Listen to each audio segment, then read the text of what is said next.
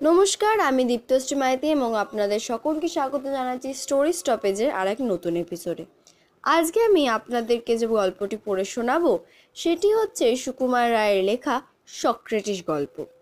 Socrates গল্পটি হলো সুকুমার রায়ের লেখা জীবনী সম্পর্কিত গল্পের মধ্যে অন্যতম একটি। আশা করি আপনাদের সকলের এই গল্পটি ভালো লাগবে, তাই অনুরোধ রইল গল্পটিকে শুরু থেকে শেষ পর্যন্ত শোনা। তাহলে শুরু করা যাক। সক্রেটিস। সে প্রায় ২৫০০ বছর আগেকার কথা। গ্রিস দেশের এথেন্স নগরের একটি গরিবের ঘরে একটি কুশ্রী ছেলের জন্ম হয়। গরিবের ছেলে, পরনে তার ছেঁড়া কাপড়, ২ বেলা পেট ভরিয়া খাইতে পায় কি না সন্দেহ। সে আবার লেখাপড়া শিখিবে কি রূপে? সে পাথরের মূর্তি গড়িতে পারিত, তাই বেচিয়া এবং অবসর মতো লোকের কাছে দু কথা শিখিয়া মানুষ হইতে লাগিল। এমন সময় ক্রাইটো নামে একটি ধনী লোক এই ছেলেটির সঙ্গে আলাপ করিয়া তাহার মিষ্ট ব্যবহারে এত খুশি হইলেন যে তিনি তখনই নিজের খরচে তাহার পড়াশোনার ভালো ব্যবস্থা করিয়া দিলেন। সকলেই ভাবিল গরিবের ছেলে ভালো লেখাপড়া শিখিয়া এইবার একটা ভালো চাকরি বা ব্যবসা করিবে। এথেন্স নগরে তখন একদল লোক থাকিত, তাহাদের ব্যবসা ছিল পণ্ডিতি করা। তাহারা লোকের কাছে পয়সা লইয়া আড্ডা খুলিয়া এবং সেখানে বড় বড় কথা আওড়াইয়া চুলচেরা তর্ক করিয়া নানা রকম বিদ্যার ভরং দেখাইত। তাহাদের বলচালে ভুলিয়া লোকে মনে করত না জানি তাহারা কত বড় পণ্ডিত। একটু বয়স হইলেই সেই গরিবের ছেলে এই পণ্ডিত মহলের পরিচয় লইতে আসিলেন। মুখে মিষ্টি মিষ্টি কথা নিতান্ত ভালো মানুষটির মতো আস্তে আস্তে প্রশ্ন করেন, যেন তিনি কিছুই জানেন না। কিন্তু তাহার প্রশ্নের ঠেলায় পণ্ডিতের দল অস্থির হইয়া পড়িলেন। তাহার সঙ্গে তর্ক করিতে গিয়া একজন পণ্ডিত এমন নাকাল হইয়া আসিলেন যে দেখিতে দেখিতে তাহার নাম চারিদিকে ছড়াইয়া পড়িল। খালি পা, মোটা কাপড় পরা, খাঁদা বেটে গরিব লোকটিকে রাস্তাঘাটে সকলেই চিনিয়া ফেলিল। তিনি পথে বাহির হইলে সকলে দেখাইয়া দিত, ওই সক্রেটিস। দেখিতে দেখিতে এইসব মূর্খ পণ্ডিতদের উপর সক্রেটিসের ঘোর অশ্রদ্ধা জন্মিয়া গেল। তিনি ভাবিতে লাগিলেন, হায় হায়, এইসব অপদার্থের হাতে পড়িয়া এথেন্সের ছেলেগুলি একেবারে মাটি হইয়া গেল। ইহারা কেবল কথা কাটাকাটি করিতে শিখিল, কেহ জ্ঞান লাভ করিতে চায় না, মানুষের মতো মানুষ হইতে চায় না, শুধু লোকের কাছে নাম কিনতে চায়, ছলে বলে ক্ষমতা জাহির করতে চায়। সক্রেটিস তেজের সহিত বলিতে লাগিলেন, এমন করিয়া কোনো মানুষ বড় হইতে পারে না। কেবল টাকা কড়ি ও যশমানের জন্য ছোটাছুটি করিও না, ধর্মপথে থাকো এবং জ্ঞান লাভ করো, নহিলে তোমরা অধঃপাতে যাইবে। লোকে অবাক হইয়া গরিবের মুখে এই সকল কথা শুনিত এবং যে একবার আসিত সেই তাহার কথায় এবং আশ্চর্য ব্যবহারে মুগ্ধ হইয়া যাইত।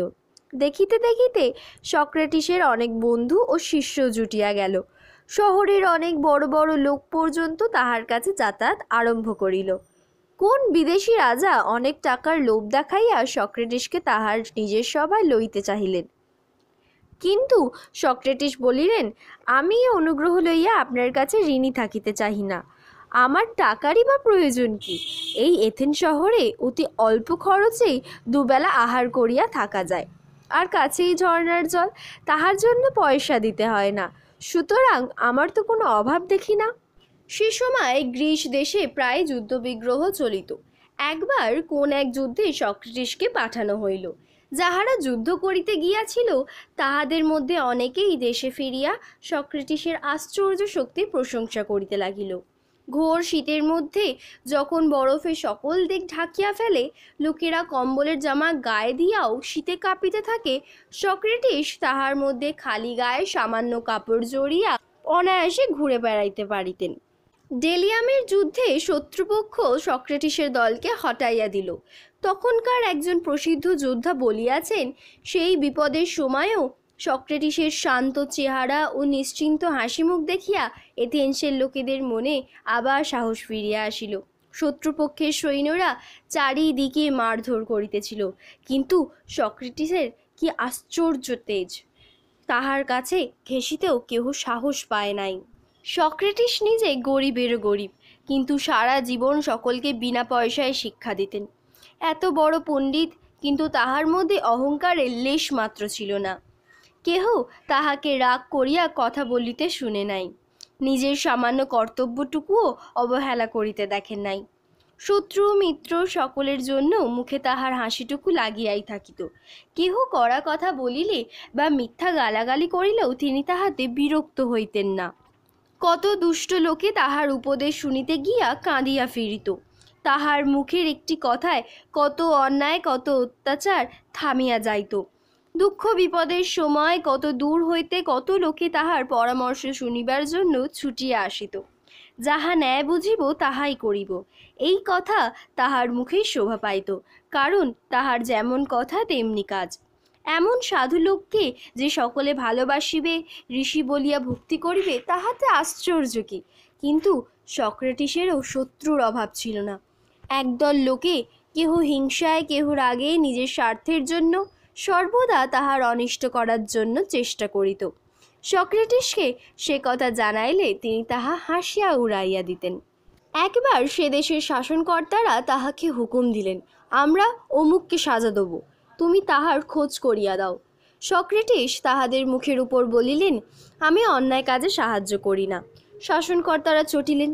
আর একবার এথেন্সের লোকেরা কয়েকজন সেনাপতির ওপর খেপিয়া জুলুম করিয়া বিনা বিচারে তাহাদের মারিতে চাহিয়াছিলেন। একমাত্র সক্রেটিস ছাড়া সে কার্যে বাধা দিতে আর কাহারও সাহস হয় নাই। এই ব্যাপারেও তাহার অনেক শত্রু জুটিল। পণ্ডিতের দলও আগে হইতেই খেপিয়াছিল। তারপর চারিদিক হইতে নানা শ্রেণীর লোকে সক্রেটিসের কাছে ঘন ঘন যাতায়াত করিতে আরম্ভ করিল। তখন শাসনকর্তারা ভাবিলেন, ইহার মনে নিশ্চয়ই কোনো মতলব আছে, এ হয়তো কোনোদিন এই সকল লোককে খেপাইয়া একটি গোলমাল বাঁধাইয়া তুলিবে। তাহারা সক্রেটিসকে শাসাইয়া দিলেন, খবরদার, তুমি এথেন্সের যুবকদের সঙ্গে আর কথাবার্তা বলিতে পারিবে না। সক্রেটিস তাহাতে ভয় পাইবেন কেন? তিনি পূর্বের মতো উৎসাহে সকলকে শিক্ষা দিতে লাগিলেন। যাহারা জ্ঞানের অহংকার করিয়া বেড়ায় তাহারাই যথার্থ মূর্খ।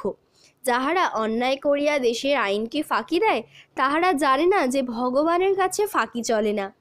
যে মানুষ খাওয়া পড়ায় অল্পতেই সন্তুষ্ট, সহজভাবে সরল কথায় সৎ চিন্তায় সময় কাটায়, সেই সুখী।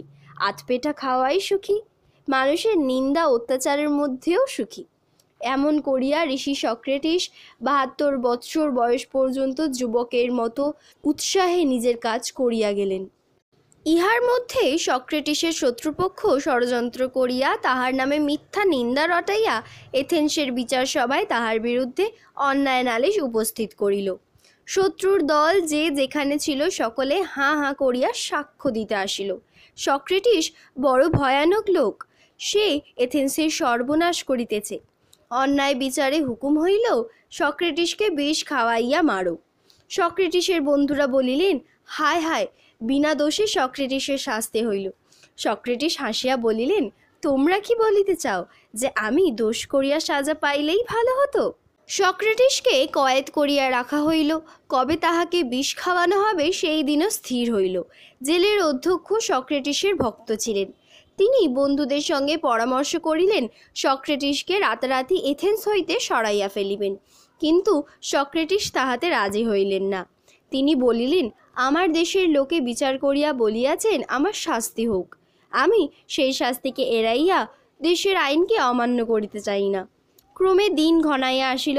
সক্রেটিসের বন্ধুরা কাঁদিতে কাঁদিতে ফিরিয়া গেলেন। কেহ কেহ রাগে দুঃখে এথেন্স ছাড়িয়া চলিয়া গেলেন। মহাপণ্ডিত প্লেটো প্রভৃতি কয়েকটি শিষ্য শেষ পর্যন্ত তাহার কাছেই বসিয়া রহিলেন। সক্রেটিসের প্রশান্ত মুখে ভর চিহ্ন মাত্র নেই।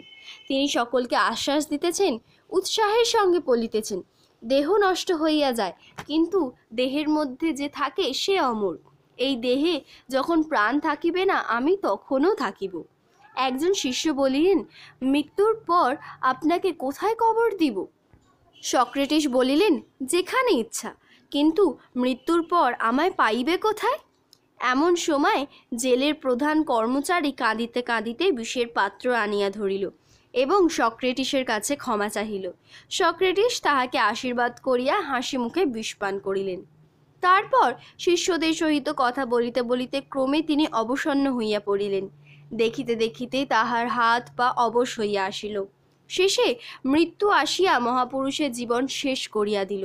সক্রেটিস মরিয়া অমর হইলেন, তাহার নাম চিরকালের জন্য পৃথিবীর ইতিহাসে থাকিয়া গেল। শেষ হইল সক্রেটিস গল্পটি। ধন্যবাদ।